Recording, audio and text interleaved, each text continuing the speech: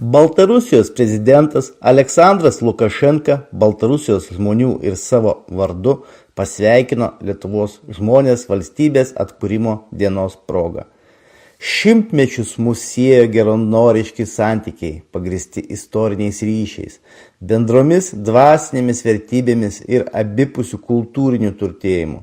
Ir šiandien, nepaisant esamų sunkumų bei išbandymų, Baltarusiai išsaugojo nuoširdžią simpatiją lietuviams, rašoma sveikinime.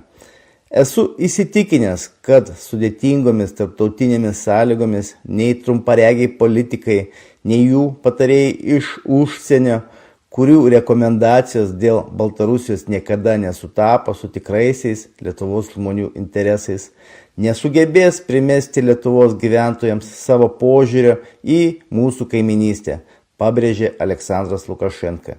Valstybės vadovas pažymėjo, kad Baltarusija yra suinteresuota konstruktyvia dvišalių santykių plėtra sveikų pagrindų, remiantis partnerystės, pasitikėjimo, draugiškumo ir pagarbos principais.